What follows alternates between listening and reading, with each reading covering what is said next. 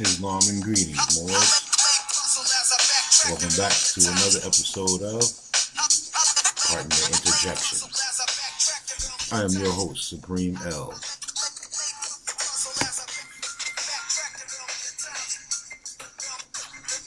I want to thank you for having me again. It's been a while. I've been on the good ship Jesus. Been working. I have a job now, actual work. I'm a cement mason, and I'm coming back to the family, and we're going to get into a few things today. We have, I want to send a public apology to our sister Salali Bay and the students who attend the lessons that we convey to the family. I wasn't able to make it this past Sunday, and I talked to the sister since, and she knows it's all good.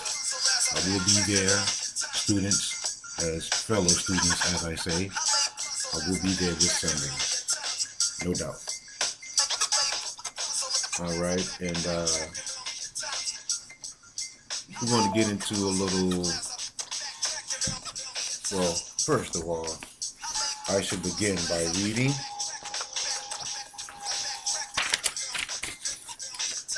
Divine Warning by the Prophet Noble Drew Ali.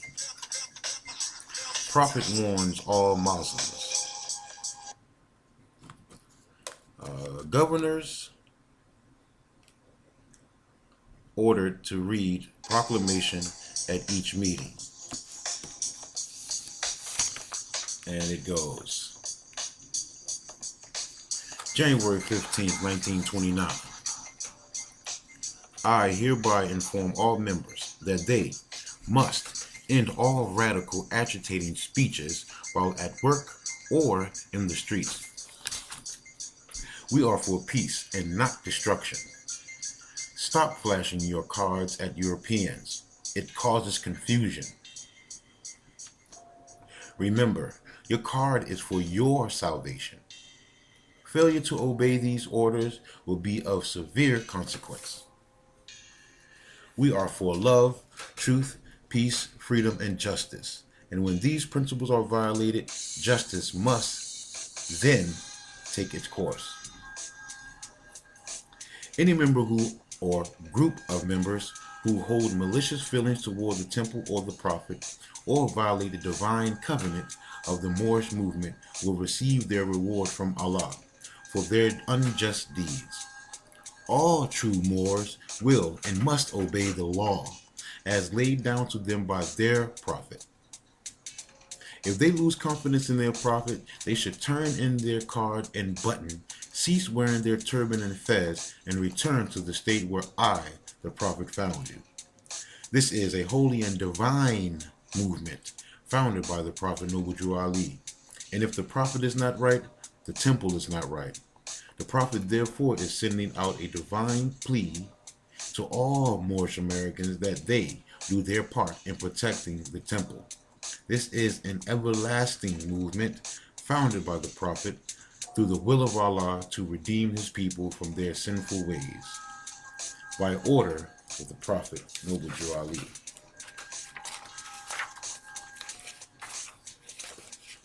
And we go into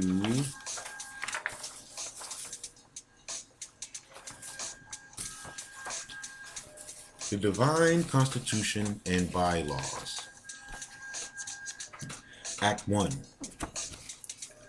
The Grand Sheikh and the chairman of the Moorish Science Temple of America is in power to make law and enforce laws, with the assistance of the Prophet and the grand body of the Moorish Science Temple of America. The assistant Grand Sheikh is to assist the Grand Sheikh in all affairs, if he lives according to love, truth, peace, freedom, and justice. And it is known before the members of the Moorish Science Temple of America. Act 2. All meetings are to be opened and close promptly according to the Circle 7 and love, truth, peace, freedom, and justice. Friday is our holy day of rest because on a Friday the first man was formed in flesh, and on a Friday the first man departed out of flesh and ascended unto his Father God Allah. For that cause, Friday is the holy day of all Muslims all over the world. Act 3. Love, truth, peace, freedom, and justice must be proclaimed and practiced by all members of the Moor Science Temple of America. No member is to put in danger or accuse falsely his brother or sister on any occasion at all that may harm his brother or sister, because Allah is love. Act 4. All members must preserve this holy and divine laws, and all members must obey the laws of the government, because by being a Moorish American, you are a part and parcel of the government and must live the life accordingly. Act 5. This organization of the Moorish Science Temple of America is not to cause any confusion or to overthrow the laws of the Constitution of the said government, but to obey hereby. Act 6. With us, all members must proclaim their nationality, and we are teaching our people their nationality and their divine creed, that they may know that they are a part and parcel of this said government, and know that they are not Negroes, colored folks, black people, or Ethiopians, because these names were given to slaves by slaveholders in 1779. Given to slaves by slaveholders, partner interjection, in 1779, and lasted until 1865, during the time of slavery. But this is a new era of time now, and all men now must proclaim their free national name to be recognized by the government in which they live and the nations of the earth. This is the reason why Allah, the great God of the universe, ordained Noble Drew Ali, the Prophet, to redeem his people from their sinful ways.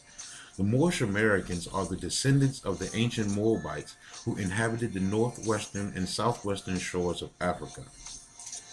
Act 7. All members must promptly attend their meetings and become a part and a parcel of all uplifting acts of the Moorish Science Temple of America. Now let me, partner interjection, let me get this together so we won't have no, so there will be no mistakes, so we'll be clear. And it says part and parcel, P-A-R-T-I-A-L. P-A-R-T-I-A-L. Partner interjection. And we continue. Members must pay their dues and keep in line with all necessities of the Moorish Science Temple of America. Then you are entitled to the name of faithful. Husband, you must support your wife and children. Wife, you must obey your husband and take care of your children and look after the duties of your household. Sons and daughters must obey fathers and mothers and be industrious and become a part of the uplifting of fallen humanity. All Moorish Americans must keep their hearts and minds pure with love and their bodies clean with water. This divine covenant is from your holy prophet, Noble Drew Ali, through the guidance of his Father God Allah.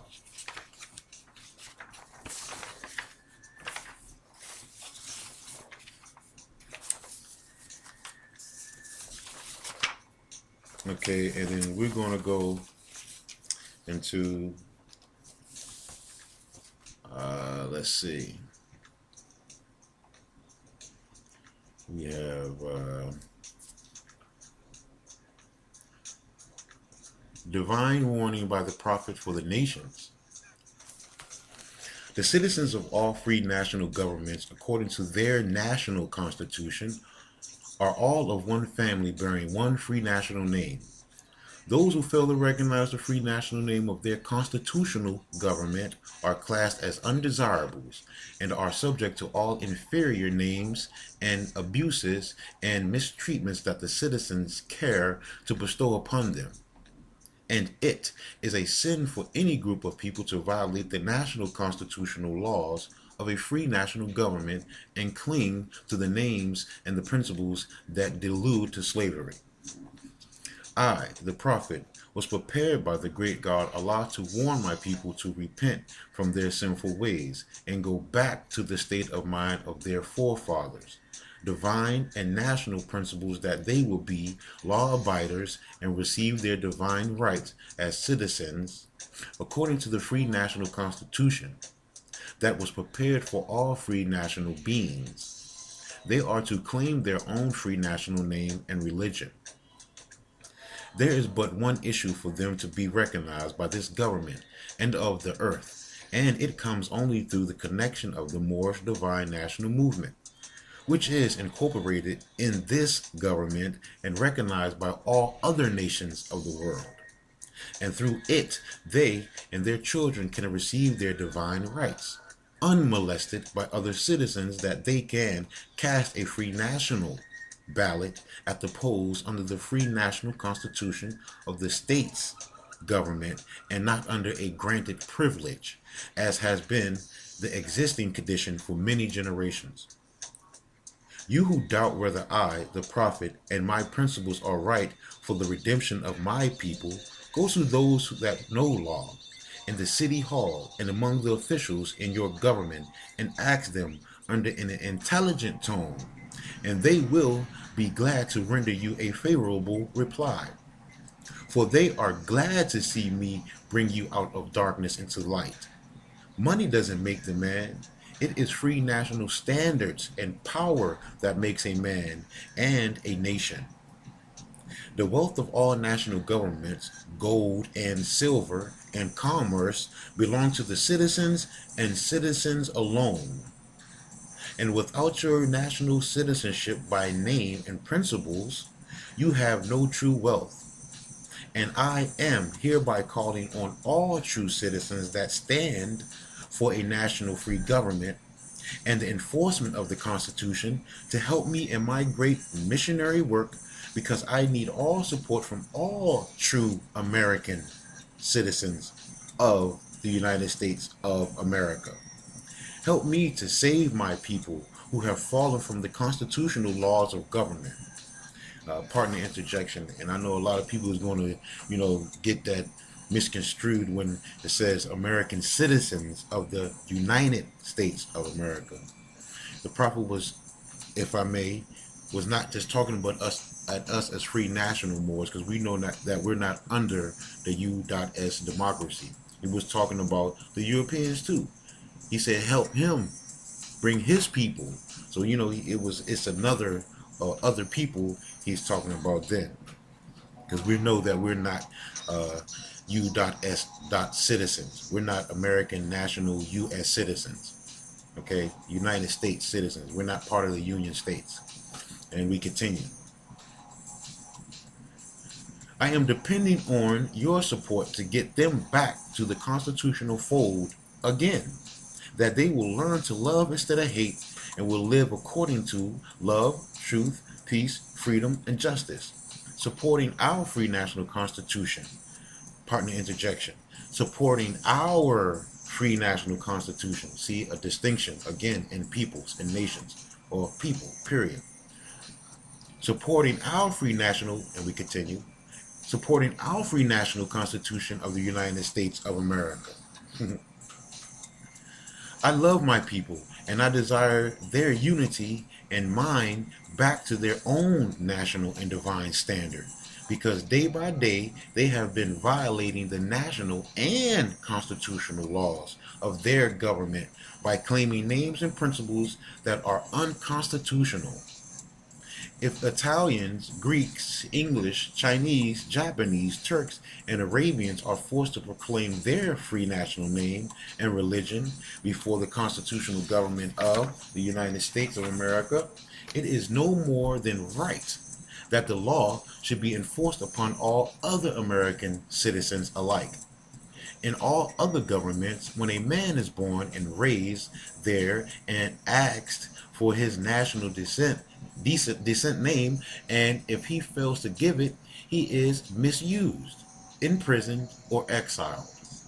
Any group of people that fail to answer up to the constitutional standards of law by name and principles, because to be a citizen of any government, you must claim your national descent name, because they place their trust upon issue and names formed by their forefathers.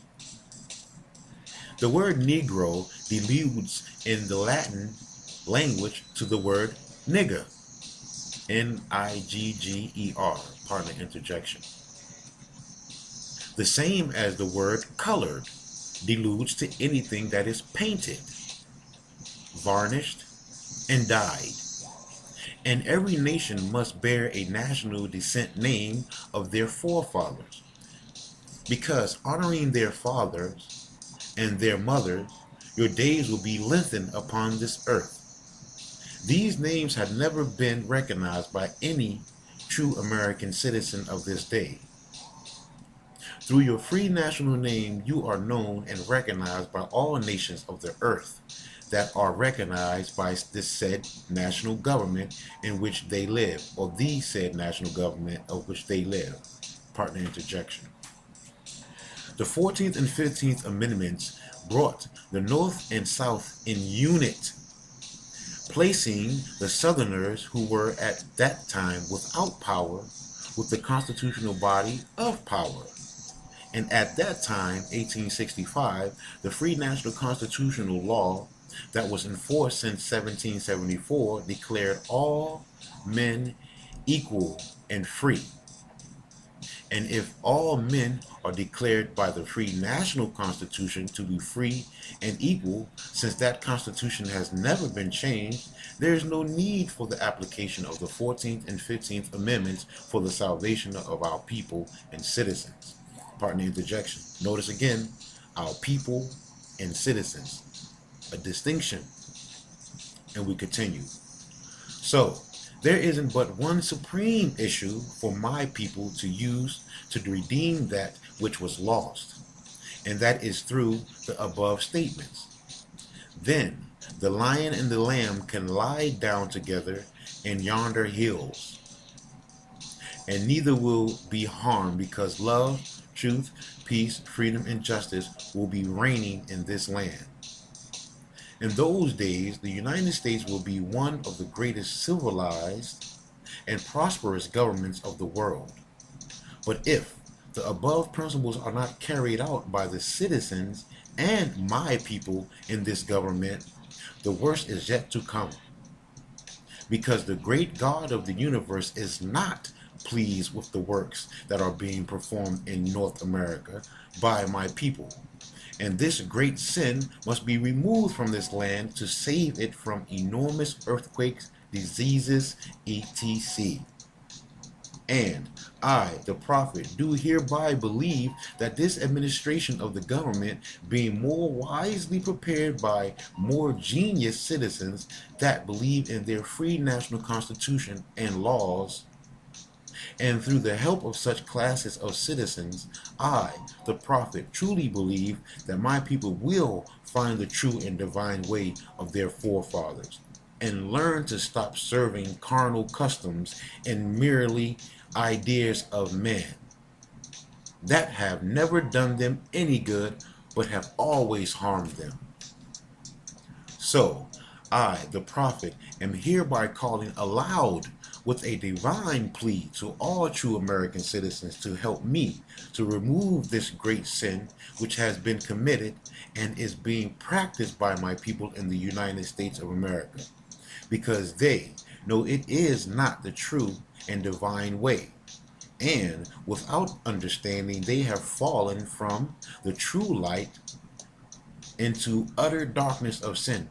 Partner interjection.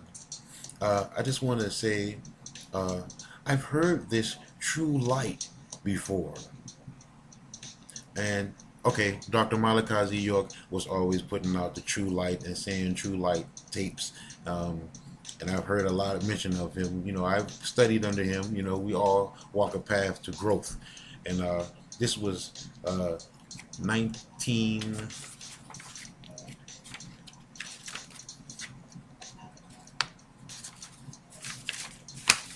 pardon me, pardon me, 1929, the prophet gave this up to us. So basically what I'm saying is Dr. Malachi York was this, yes, he studied Prophet Noble Drew Ali, and yeah, we'll continue with that. But to continue, because they know it is not the true and divine way, and without understanding they have fallen from the true light into utter darkness of sin, and there is not a nation on earth today that will recognize them socially, religiously, politically, or economically, etc. In their present condition of their endeavorment, in which they themselves try to force upon a civilized world, they will not refrain from their sinful ways of action, and their deeds have brought Jim Crowism, segregation, and everything that brings harm to human beings on earth. And they fought the Southerner for all these great misuses, but I have traveled the South and have examined conditions there, and it is the works of my people continuously practicing the things which bring dishonor, disgrace, and disrespect to any nation that lives the life. And I hereby calling on all true American citizens for moral support and finance to help me in my great missionary work to bring my people out of darkness into marvelous light. From the Prophet Noble Drew Ali. And we're going to go into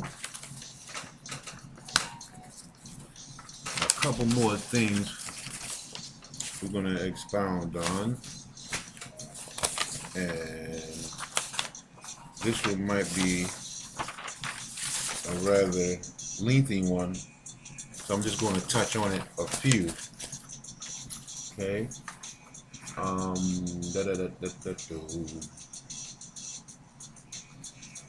Okay. Okay, I'm just going to read this right quick, and I want to ask that all the students, including myself, do some research on this papal bull Dom Divisoris, right? Of June 18th, 1452.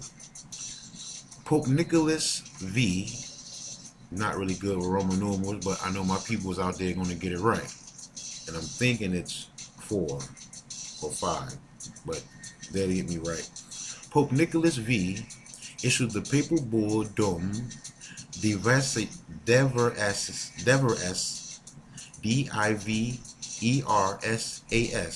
on June 18, 1452.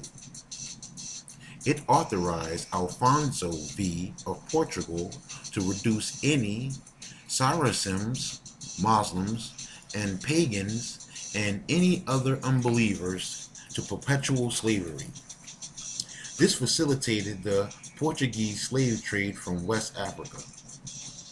The same Pope wrote the bull Romanus Pontifex on January 5th, 1455, and that's Romanus, Romanus Pontifex, Pontifex, January 5th, 1455, to the same Alfonso, as a follow-up to the Dom Diveras. It extended to the Catholic nations of Europe dominion over discovered lands during the Age of Discovery, along with scrutinized and seizure of non-Christian lands. Sanctified the seizure of non-Christian lands. It encouraged the enslavement of native non-Christian peoples in Africa and the New World. Pardon the interjection, northwest of Mexico. And we continue. We weighing all the singular, the premises with due meditation and noting that since we had formerly by other letters of our granted, among other things, free and ample faculty to the aforesaid King Alfonso, to invade, search out, capture, vanquish, and subdue all Saracens, and that's Saracens,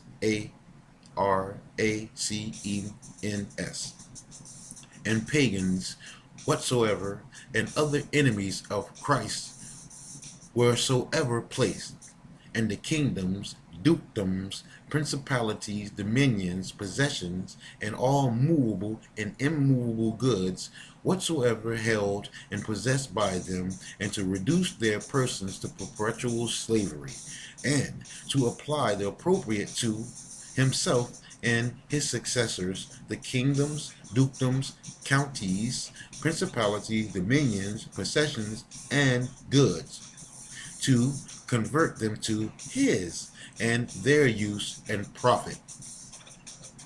By having secured the said faculty, the said King Alfonso, or by his authority, the aforesaid infant justly and lawfully has acquired and possessed and doeth possesses these islands, lands, harbors, and seas, and they do of right belong and pertain to the said King Alfonso and his successors. In 1493, Alexander V1 issued the bull Interjection, stating one Christian nation did not have the right to establish dominion over lands previously dominated by another Christian nation, thus establishing the laws of nations. Together, the Dom Diversus, the Romanus Pontifex, and the Interquitera came to serve as the basis and justification for the doctrine of discovery, the global slave trade of the 15th and 16th centuries, and the age of imperialism. And that's just a touch on that, and it goes in more, but that's just a touch on it, okay? So, do some research on the papal bull, or papal bull, Dom, D-U-M, Diversas, D-I-V-E-R-S-A-S. And we got one more for you, and this is Congressional Record, the Senate, 64th Congress, First Session, Volume 53, Part 7, page 6781, April 25th, 1916. I wish to put into the record the secret Treaty of Verona of November 22nd, 1822, showing what this ancient conflict is between the rule of the few and the rule of the many. I wish to call the attention of the Senate to this treaty because it is the threat of this treaty which was the basis of the Monroe Doctrine. And that's partner interjection, Monroe, M-O-N-R-O-E Doctrine. Partner interjection, we continue. It throws a powerful white light upon the conflict between monarchical government and the government by the people. The Holy Alliance under the influence of the Metternich, and that's M-E-T-T-R-N-I-C-H, the Premier of Austria in 1822, issued this remarkable document. Secret Treaty of Verona. The undersigned specially authorized to make some additions to the Treaty of the Holy Alliance, after having exchanged their respective credentials, have agreed as follows. Article 1. The high contracting powers being convinced that the system of representative government is equally as incompatible with the monarchical principles as the maxim of the sovereignty of the people, with the high divine right, engage mutually in the most solemn manner to use all their efforts to put an end to the system of representative governments in whatever country it may exist in Europe, and to prevent its being introduced in those countries where it is not yet known. Article 2. As it cannot be doubted that the liberty of the press is the most powerful means used by the pretended supporters of the rights of nations to the detriment of those princes, the high contracting parties promise reciprocally to adopt all proper measures to suppress it, not only in their own states, but also in the rest of Europe. Article 3. Convinced that the principles of religion contribute most powerfully to keep nations in the state of passive obedience which they owe to their princes, the high contracting parties declare it to be their intention to sustain in their respective states those measures which the clergy may adopt, with the aim of ameliorating their own interests, so intimately connected with so intimately connected with the preservation of the authority of the princes, and the contracting powers join in offering their thanks to the Pope for what he has already done for them, and solicit his consent, cooperation. This paper is a little, pardon the interjection, the paper is a little not full there. Some of the words are faded, but I'm gonna do my best, fam, to bring it home to you. Pardon the interjection, and we continue. And solicit his constant cooperation in their views of submitting the nations. Article 4. The situation of Spain and Portugal unite unhappily all the circumstances to which this treaty has particularly reference. The high contracting parties, in confiding to France the care of putting an end to them, engage to assist her in the manner which may, at the least, compromise them with their own people and the people of France by means of surety on the part of the two empires of 20 million of francs every year from the date of the signature of this treaty to the end of the war. Article 5.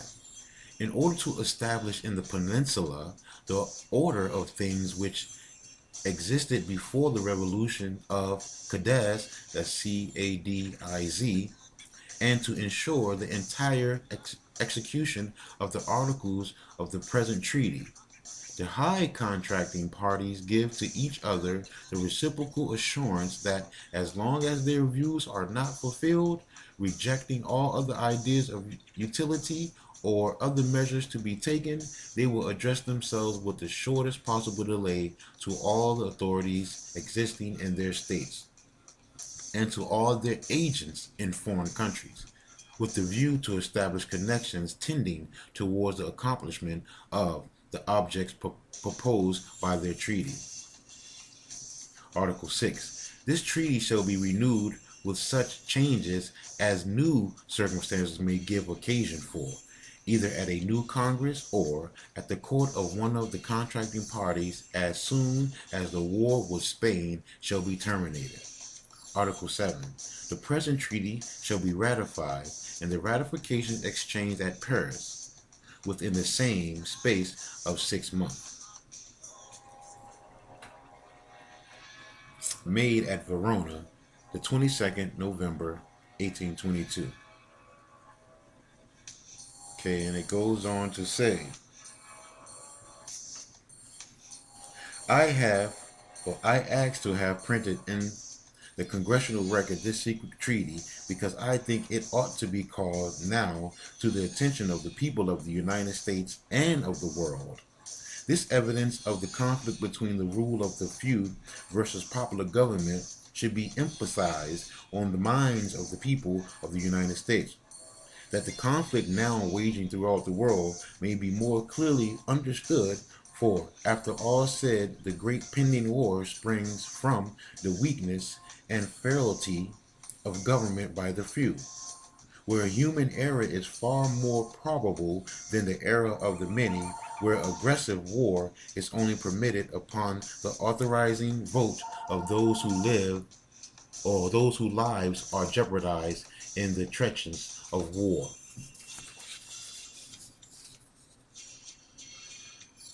And it goes on to say, Mr. Sharoth, and that's Shafroth. Mr. President, I should like to have the senator state whether in that treaty there was not a coalition formed between the powerful countries of Europe to re-establish the sovereignty of Spain in the republics of South and Central America. Mr. Owen, I was just going to comment upon that, and I am going to take but a few moments to do so because I realize the pressure of other matters.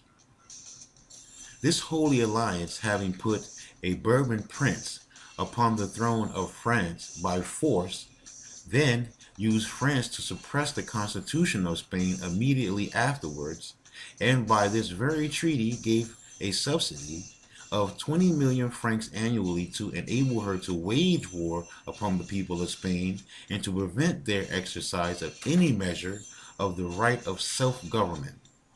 The Holy Alliance immediately did the same thing in Italy by sending Austrian troops to Italy, where the people were attempted to exercise, or people there attempted to exercise a like measure of liberal constitutional self-government. The Holy Alliance made its powers felt by the wholesale, drastic suppression of the press in Europe, by universal censorship, by killing free speech and all ideas of popular rights, and by the complete suppression of popular government. The Holy Alliance, having destroyed popular government in Spain and in Italy, had well-laid plans also to destroy popular governments in the American colonies, which had revolted from Spain and Portugal in Central and South America, under the influence of the successful example of the United States. It was because of South America under the influence, it was because of this conspiracy against the American republics. Pardon the interjection, let me read that again to catch this, people. It was because of this conspiracy against the American republics by the European monarchies that the great English statesman Canning, Canning, called the attention of our government to it. And our statesmen then included Thomas Jefferson, took an active part to bring about the declaration by President Monroe. In his next annual message to Congress of the United States, that the United States should regard it as an act of hostility to the government of the United States and an unfriendly act if this coalition or if any power of Europe ever undertook to establish upon the American continent any control of any American republic or to acquire any territorial rights. Pardon the interjection. American continent. And we continue. This is the so-called Monroe Doctrine. The threat under the secret Treaty of Verona to suppress popular governments in the American republics is the basis of the Monroe Doctrine.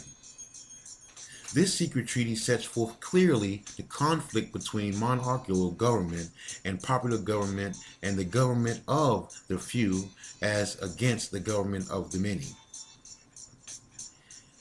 It is a part, in reality, of the developing popular sovereignty when we demand for women equal rights to life, to liberty, to the possession of property, to an equal voice in the making of the laws and the administration of the laws.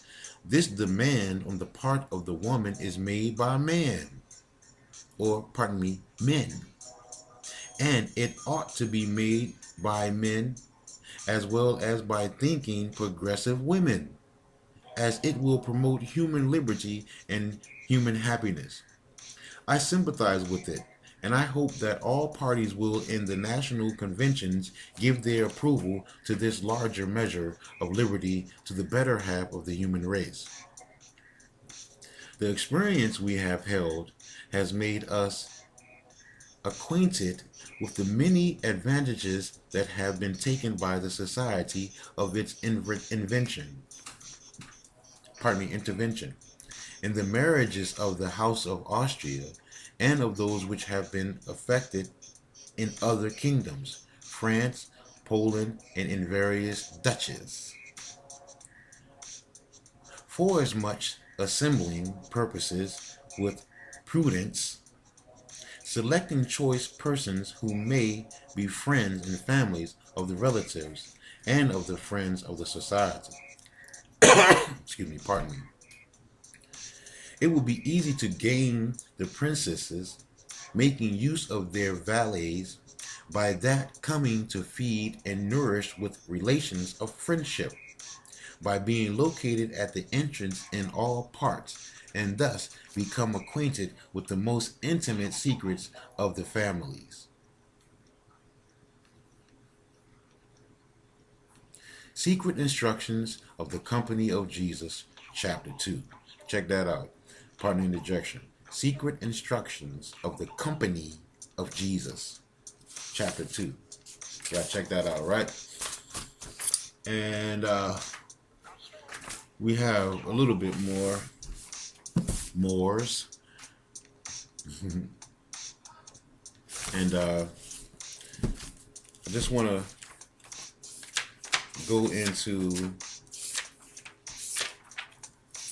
the book called History of England and the British Commonwealth. We have to keep in mind that this is a history of the European, coming out of the cave, not us as Moors. Okay? We already had it popping, on and popping, when these brothers and sisters was coming out of caves. All right, now this is the history of the cave dwellers. And bear in mind and keep in mind and hold in mind that we were already established and had a culture and civilization already on and popping when this happened. Okay? And it says Chapter 1, History of England, the beginnings of England, the stone workers.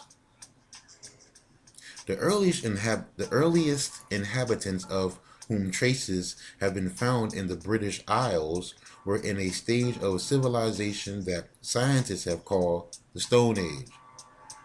They made their more important tools and weapons of stone, usually chert and flint, and are therefore commonly called stone workers.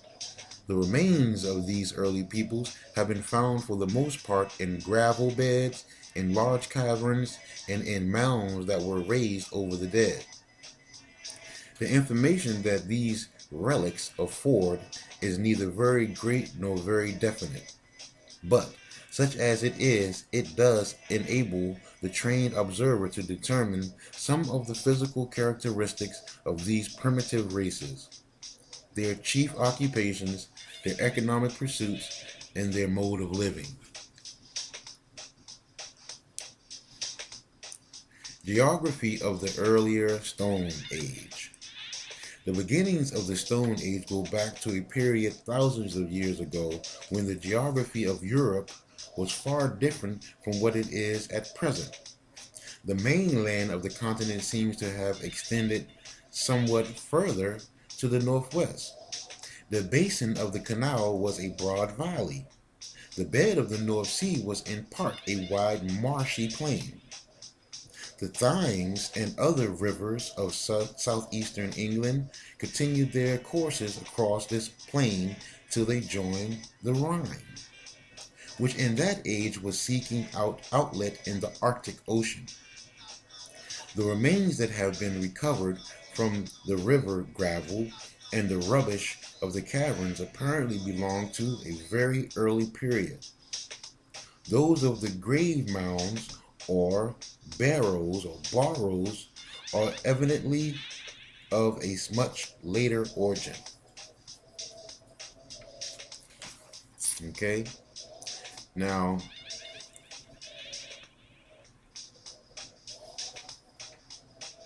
I want to move. Okay, I think we're about to come down to the end of that. Okay, now I want you to check out everything that was conveyed today in class on partner interjection. And do your research, study. And please, don't believe me. Go, check it out for yourself. And you will be amazed at the jewels you'll find on your treasure hunt. Okay? So until the next time in the next show, I am your host, Supreme L, on the Partner Interjection. So I say, as always, Islam, love, and peace forevermore.